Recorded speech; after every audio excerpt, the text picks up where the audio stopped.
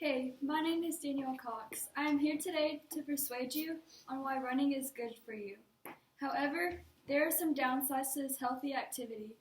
First off, let's start on the good side of running. It states these facts on Business Insider. Running can significantly improve health, improve physical and mental health. As a form of aerobic exercise, running can reduce stress, improve heart health, and can even alleviate symptoms of depression. Some researchers think running may be so good for us because it's something we evolved to do.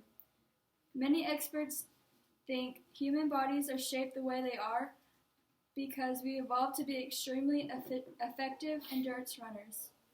The shapes of our hips and feet, the length of our legs, our shock absorbing spinal disc, and our ability to sweat makes it possible for us to run mile after mile. So it is perhaps no surprise that running is so strongly associated with the number of benefits for our bodies and brains. Many experts consider exercise to be the closest thing to a miracle drug. As a form of cardio exercise that's easily accessible, running is one of the most straightforward ways to get the important benefits of exercise. Since it improves aerobic fitness, running is a great way to improve cardiovascular health. It burns calories and can build strength, among other things. There's also a long list of physiological benefits runners gain from their sport. However, running can have many cons for different situations.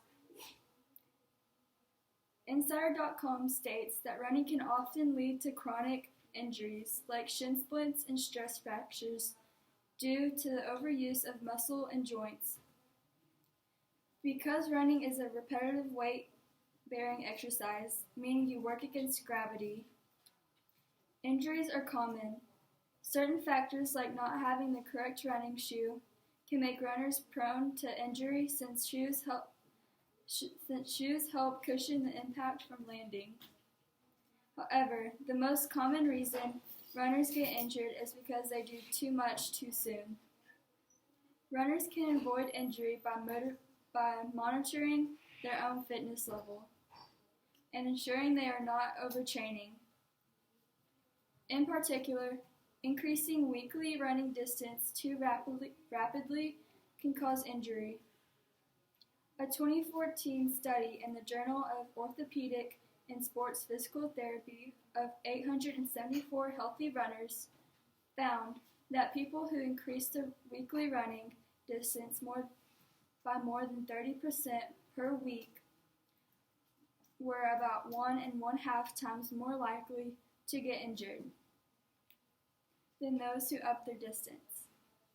By less than 10% per week, most running injuries occur due to repetitive force on the knees, shins, and feet. According to the Cleveland Clinic, some examples of common running injuries are stress fractures, runner's knee, and inflammation in the bottom of the foot. Most overuse injuries can be treated with rest, ice, and pain medication, like aspirin or ibuprofen. The key to avoiding injury when running is to start with short distances and a slow pace.